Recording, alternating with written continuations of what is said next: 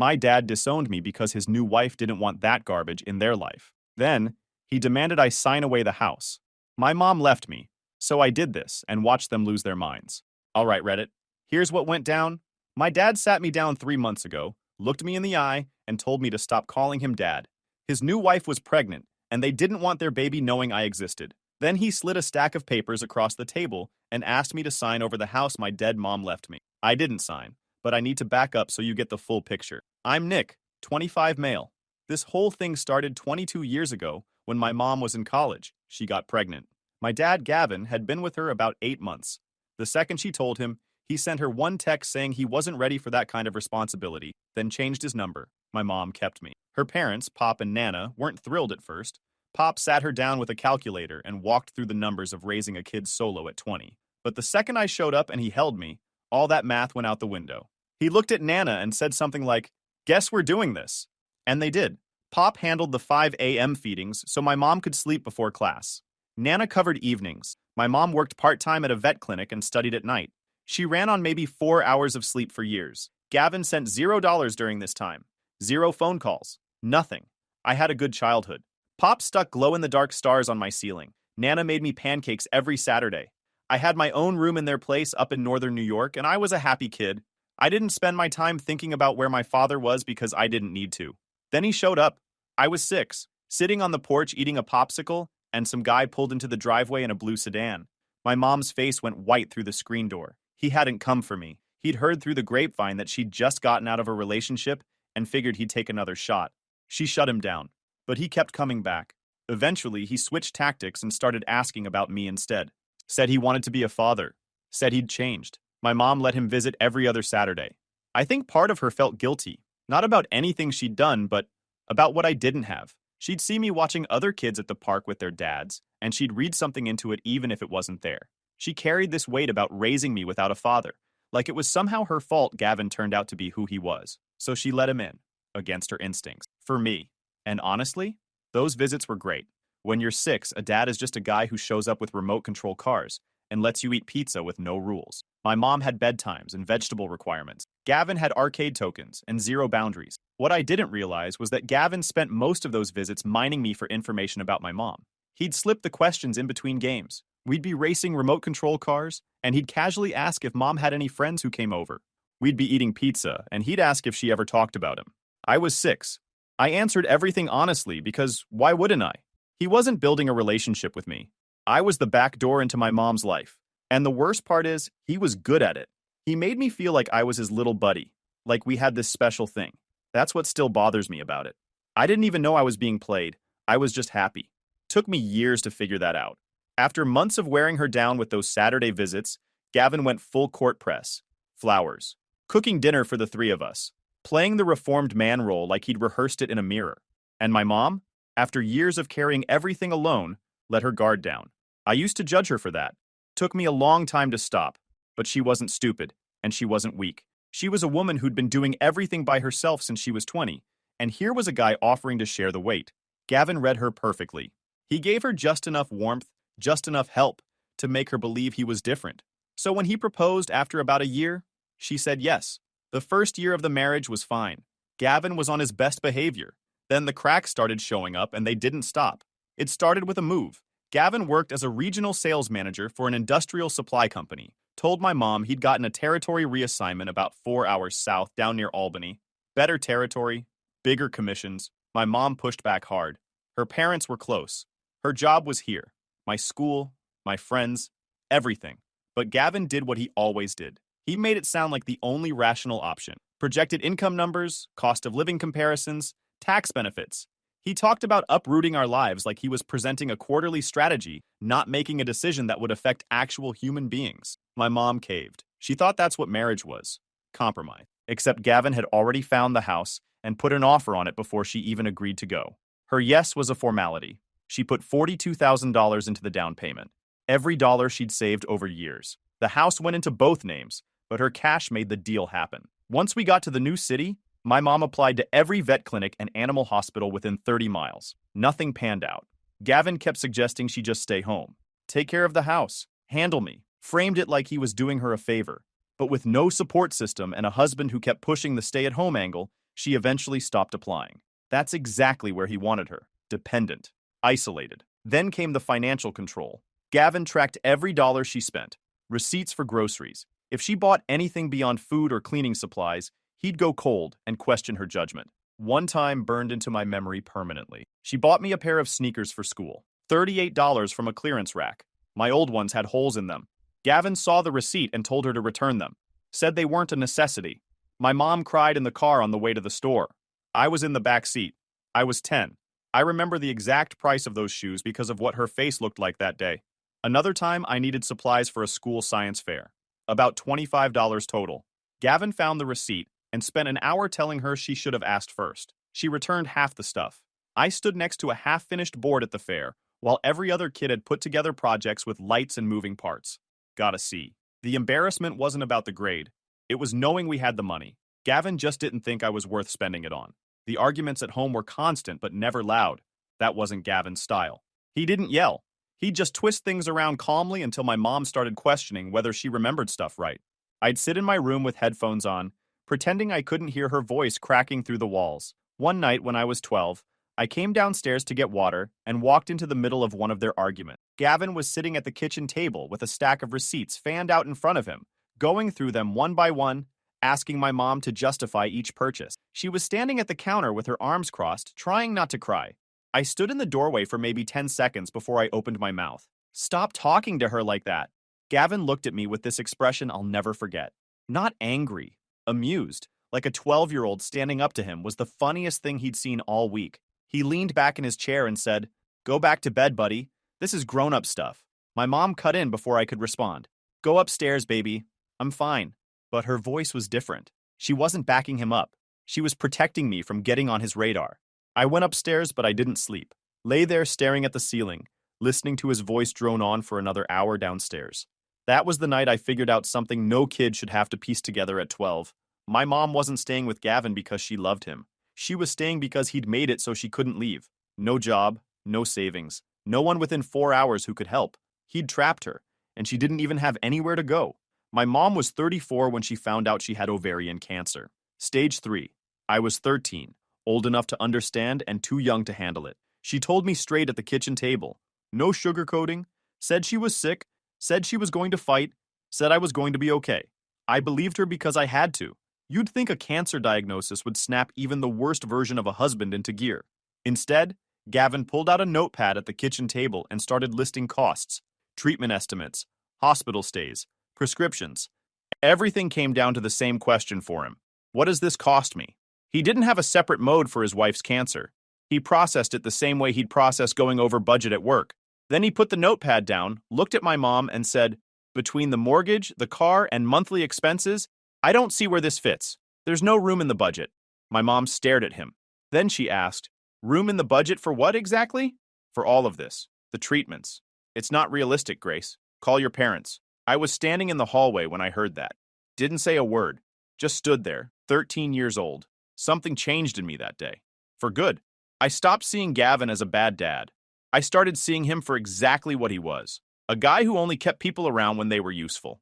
Within 2 weeks, Pop showed up with his truck. 4-hour drive, walked through the front door, looked at my mom and said, "You got bags packed?" She nodded. "Then let's go home." That was it. No lecture, no questions about why she'd stayed so long, no anger directed at her. Just a man who drove 4 hours to bring his daughter and grandson home. We loaded everything we had and left. Gavin stayed behind, kept the house, kept his job, kept living like his wife and kid hadn't just walked out. He called once a week for the first month. Logistics only. When's the divorce? What about the house? Insurance situation? Never asked how my mom was doing. Never asked about me. By the time she started chemo, he'd stopped calling entirely. Pop drove my mom to chemo 3 times a week, 40 minutes each way. He'd sit in that waiting room for hours with a newspaper and a thermos of coffee, just so she didn't have to walk out alone.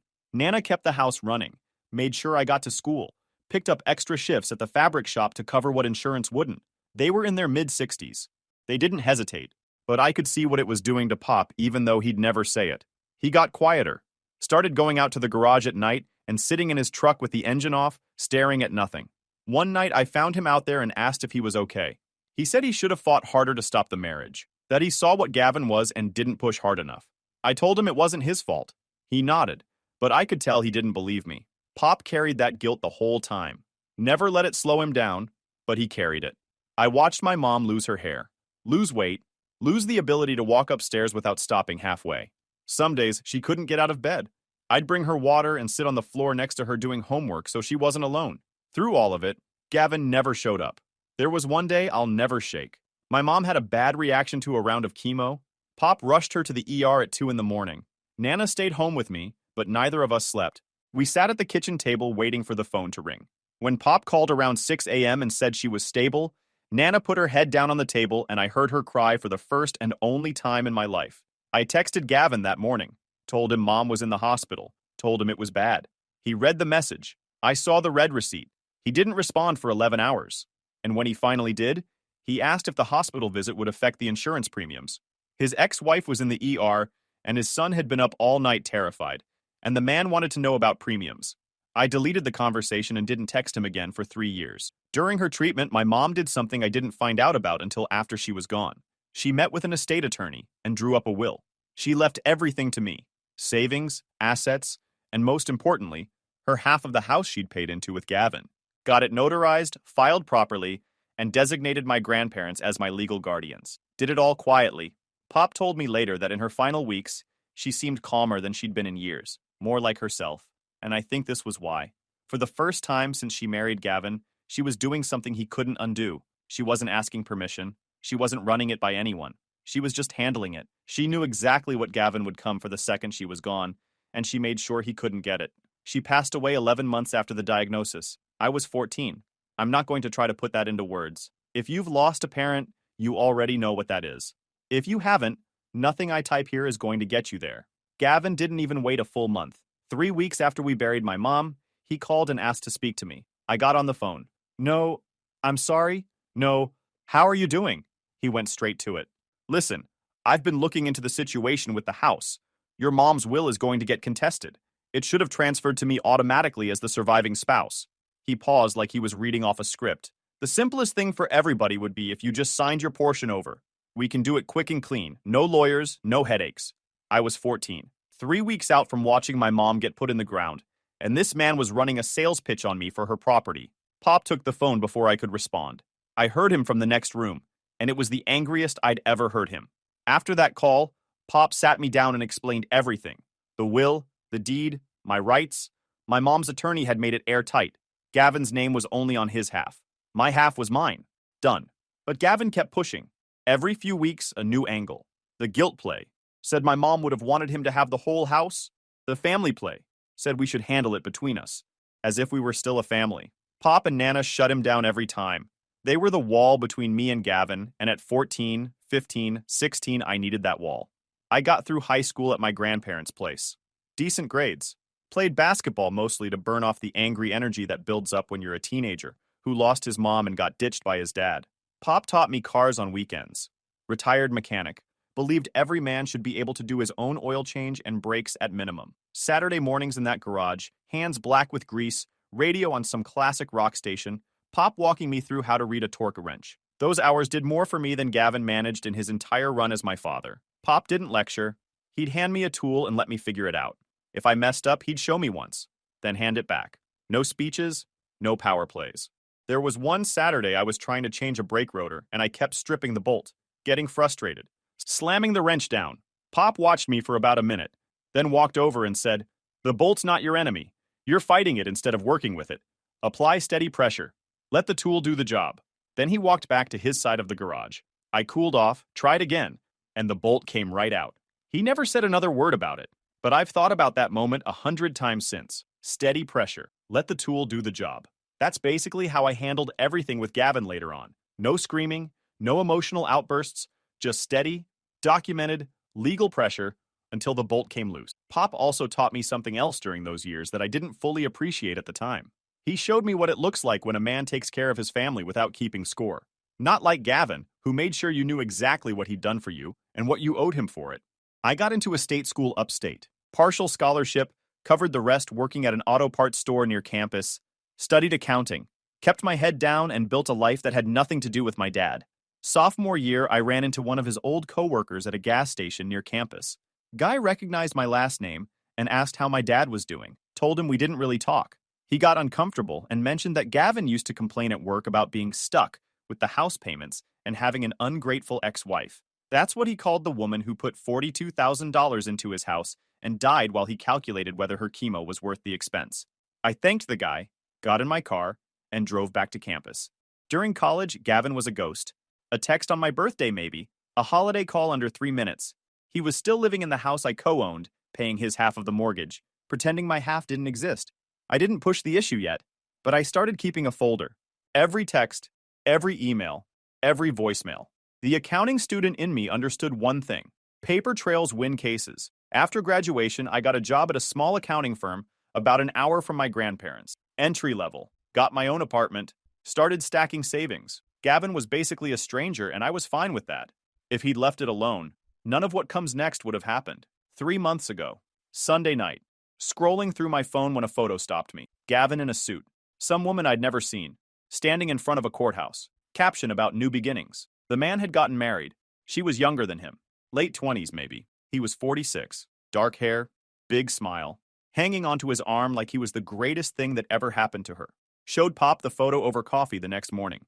He looked at it for about 2 seconds, set my phone down, and went back to his mug. Then, without looking up, he said, "Keep your guard up. He's gonna want something." Pop saw right through Gavin. Always did. Sure enough, a week later, Gavin called. First time in months. Told me he'd gotten married like I hadn't already seen the post. I told him I knew.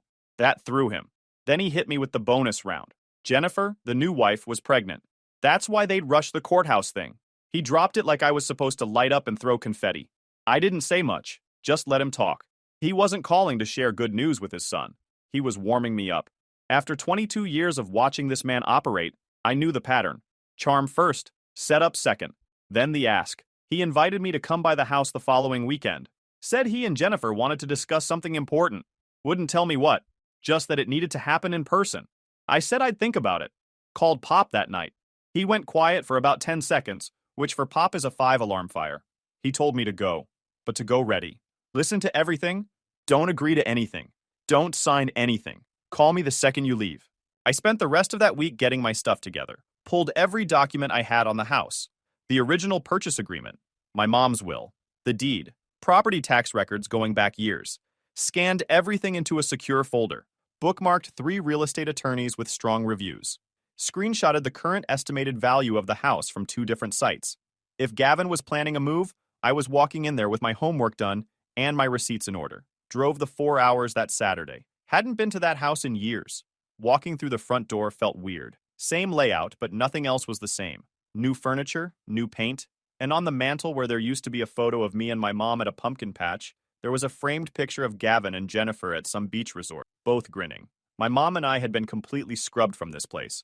Jennifer was in the kitchen when I came in, visibly pregnant. 6, 7 months along. She seemed nice enough, nervous. Shook my hand and said it was great to finally meet me. That word told me everything. Gavin hadn't exactly been advertising my existence to her. She kept glancing at him before she spoke, like she needed clearance. I recognized that dynamic immediately. My mom used to do the same thing. And watching Jennifer do it made my stomach drop, because I wasn't just looking at Gavin's new wife. I was looking at the early stages of the same cycle. She was already checking his face before she opened her mouth, already adjusting herself around his reaction. She had no idea what was coming. Or maybe she did, somewhere deep down, and she was already telling herself it was normal. We sat down in the living room. Gavin didn't bother with small talk. He leaned forward and said he and Jennifer had come to a decision about how things would work going forward. Not a conversation, a decision, already made. He was just here to deliver it. Before he got into it, I asked to use the bathroom. Partly because I needed to, partly because I wanted to walk through the house one more time. I went down the hallway past the room that used to be mine. It was a nursery now. Soft yellow walls, a crib in the corner with a mobile hanging over it. My room. The one where I used to lie awake listening to Gavin interrogate my mom over receipts. The one where I sat on the floor next to her bed doing homework while she was too weak to stand. They turned it into a nursery and didn't think twice. On the way back, I passed the hall closet and noticed a cardboard box shoved behind the vacuum, flap open. Photo frames inside, face down. I could see the edge of one I recognized. Green border. The pumpkin patch photo. My mom and me. She was laughing in that picture. They hadn't just taken it off the mantle. They'd boxed it up and buried it next to cleaning supplies. I closed the closet door, went back to the living room, sat down, and looked at Gavin. After seeing that, I was done. Whatever he was about to ask for, the answer was already no. First, he told me they didn't want me calling him Dad anymore. He said, "Jennifer and I have talked about it, and we think it would be confusing for the baby to hear someone else using that word. Going forward, I'd prefer if you just called me Gavin, like we were acquaintances who happened to share a last name." I just nodded and let him keep going. Second part, he said they didn't want me having any contact with the baby, not until the kid was old enough to understand what a half-sibling was. So basically, he wanted me to not exist until they decided it was convenient for me to exist again. Jennifer leaned forward and said, "We really hope you can respect this. It's not personal. We're just trying to protect our family. I hope there are no hard feelings." Then the real reason for the whole meeting came out. Gavin said he needed me to sign my share of the house over to him. Said he needed the property fully in his name so he could eventually pass it down to Jennifer and their baby. He said it casual, like asking someone to forward an email. It's the right thing to do. This way the house stays in the family and everyone's taken care of. It's what makes sense. And then he slid a stack of papers across the coffee table. Pre-filled property transfer form. My name already printed in the blanks. A pen sitting on top. Pointed toward me. He'd filled out the paperwork in advance and set a pen on top like I was going to sign my mom's legacy away without a single question. I looked at the pen, looked at the form, looked at him, and for about 2 seconds, some small trained part of me actually considered it. Not because it made sense, but because there was still a 6-year-old kid somewhere inside me who wanted this man to be proud of him, who wanted to hand over the paper and have Gavin finally look at him like a son. Then I looked at Gavin's face, and I didn't see a father asking his son for help. I saw a guy running numbers. Something just went flat inside me. Not anger, not sadness, just done. This man was never going to change. I was a problem in his new life, and he wanted me to make myself disappear so he didn't have to deal with it. I told him I wasn't signing anything, that since he and his wife had decided I wasn't part of their family, I'd be making that mutual. Every legal sense of the word. He'd be hearing from my attorney within the week. The whole calm act he'd been doing the entire meeting dropped instantly. There's no reason to bring lawyers into this. This is a family matter. We can work this out between us. I looked at him and said, "We stopped being family about 10 minutes ago when you asked me to stop being your son." Jennifer jumped in, voice shaking. "You're being completely unreasonable. All we're asking for is stability for our baby. Why are you making this so difficult?" I looked at her for a long second. Then I said, "I hope things work out for you, Jennifer. I really do. But you should pay very close attention to how he treats people when they stop being useful to him. Because eventually, it's going to be your turn." She went quiet after that. I grabbed my jacket and walked out. Gavin followed me to the driveway talking fast, telling me I'd regret this. I got in my car and pulled out without looking back. Called Pop from the highway. Told him everything. He listened, then said 4 words. "Now we go to work." Monday morning. Sitting across from a real estate attorney named Phil Hartwick. Late 50s. No nonsense. Been handling property disputes in the county for over 20 years. I came in with everything. Mom's will, purchase agreement, deed, tax records, bank statements showing my mom's $42,000 down payment. Phil went through all of it and told me my position was solid. Phil gave me 2 options. Negotiate a buyout where Gavin pays me fair market value for my half, or file a partition action to force a sale of the entire property. I asked Phil which one he'd recommend. He leaned back and said, "If you want this done clean, and you don't want to spend the next year going back and forth with a guy who's never negotiated in good faith a day in his life, you file the partition and let the court handle it." I didn't even think about it. I told Phil to file the partition. I wanted the house sold. No negotiations. No back and forth. Clean cut. Phil sent Gavin a formal legal notice that same week. The day it arrived, Gavin called me 6 times. Every single one went to voicemail. From that point on, all communication went through my attorney or email. Everything documented. No more phone calls that could be twisted later. Gavin's first real response was a long email. Called me ungrateful. Said he'd kept a roof over my head for years. Said my mom would have been ashamed of me. I forwarded it to Phil without replying. Phil told me to keep saving everything. Build the file. So I did. Over the next 2 months, Gavin ran through every play he had, and watching it happen in real time was almost educational. First came guilt. He couldn't afford a buyout. Jennifer was stressed. I was putting her health at risk. When guilt didn't work, he switched to victimhood. A long message about wanting a normal father-son relationship. When that failed, rage. A 3-minute voicemail calling me ungrateful. Then he circled all the way back to charm, asking if we could just talk like 2 adults. The father-son email was the one that got me, though. This man told me to stop calling him dad, told me to vanish from his life, then played the wounded father card because I threatened his free housing.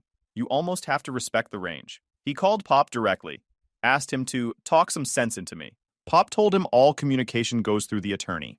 Gavin tried Nana next, thinking she'd be softer. She told him the same thing, then added that he should be ashamed of himself for what he did to her daughter. Last time either of them spoke to him.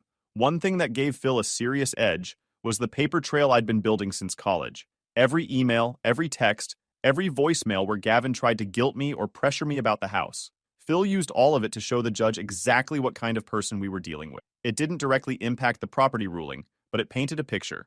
The partition moved through the court smoothly. Gavin hired his own attorney, who argued that because Gavin had been paying the mortgage for years, he deserved a larger share. They tried to argue for credits based on his payments and maintenance, but it didn't erase ownership. It just got factored into the final numbers. My mom's contribution was documented. The will was valid. My 50% wasn't going anywhere. Gavin's lawyer also tried arguing the will was signed under duress because my mom was terminally ill. Phil had anticipated that. He brought documentation from the estate attorney and medical records, confirming my mom was fully lucid when she signed. The judge didn't even ask for a rebuttal. Looked at Gavin's lawyer, looked at the paperwork, and moved on. That was the moment I knew it was over. Not a dramatic courtroom speech. A judge flipping past Gavin's best argument like junk mail. The court ordered the house sold. Gavin fought it to the wire with delays and extension requests, but the judge set a hard deadline. The house went on the market and sold in 3 weeks. Final sale, $310,000. The remaining mortgage balance was still around $112,000, plus closing costs and attorney fees on both sides. When the dust settled, my share came out to just over $89,000. Clean deposit into my account. While the property case was moving, I took care of the rest. Had my attorney draft a formal no-contact notice and send it to Gavin. Filed the paperwork to change my last name to my mom's maiden name. Updated my next of kin, medical proxy, emergency contacts, everything. Removed him from anything that legally tied us together.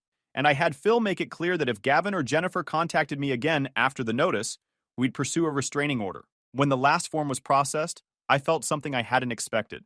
Not just relief. There was grief in there too. Not grief for Gavin. Grief for the version of him I kept waiting for my whole life. The dad who'd actually want to know me. Who'd come to a game, or call to check in, or just be normal for once. That guy never existed. But part of me never stopped hoping he would, and filing those papers was finally admitting he wasn't coming. Gavin's last move came through Jennifer. She called me about a week after the house closed, screaming before I even finished saying hello. Are you happy now? We're living in my parents' basement with a newborn because of you. You took everything from us. Your father is broken over this. And here's the thing. I could hear in her voice that she believed every word. She wasn't performing. Gavin had told her his version, and she'd swallowed it whole, the same way my mom had years ago. I almost felt something for her. Almost. But then she said something that stopped me cold. She said, "He told me you signed the house over years ago. He told me it was fully his." Gavin had been lying to her the entire time. She didn't even know my name was still on the deed until the legal notice showed up. He'd married this woman, moved her into a house he only half owned, and told her it was all his. That's who she was defending. A man who'd been lying to her face since before their wedding day. I let her keep going. Selfish, greedy, heartless. Said everyone in their circle thought I was a terrible person. She went on for about 4 minutes straight. When she finally ran out of steam, I said, "Jennifer, he's not my father. He made sure of that himself. Lose my number." And I hung up. She called back twice. Blocked her, blocked Gavin. Set up email filters so anything from either of them routes to a folder my attorney can access. Clean, documented, done. Here's what I'll leave you with. I don't feel guilty. Some of you are going to say I should have been the bigger person, should have let him keep the house, and walked away. And honestly, there were nights during the legal process where I lay awake running that exact argument, wondering if I was doing this for my mom or for myself, wondering if part of me just wanted to hurt Gavin the way he'd hurt us. What I came back to every time was this. My mom worked herself to the bone saving that money. She put every dollar she had into that house, while Gavin treated her like she was disposable. She got sick and he told her to call her parents. She died and he came for her assets before her headstone was set. Gavin already took everything from my mom. I wasn't going to let him do the same thing to me. I put the money into a high-yield savings account. I'm working on a business plan for an auto repair shop, something I've been thinking about since those Saturday mornings in Pop's garage. I've already started looking at commercial spaces within driving distance of my grandparents. It feels right. Like I'm taking what my mom left me and building something she'd actually be proud of. Pop and Nana are doing well. Pop's knees aren't great. Nana takes the stairs slower. But they're still sharp and still the toughest people I know. Sunday dinners every weekend. Football in the den. They're my family. As for Gavin, haven't heard from him since Jennifer's call. Don't expect to. He spent my whole life treating me like a problem he wanted to go away. He got his wish, but it happened on my terms. And that's the part that makes all the difference. Guys, we are so close to hit 100,000 subscribers on this channel. If you are not subscribed to the channel, please consider subscribing. It really helps hit that 100,000 mark. Thanks for making this dream come true.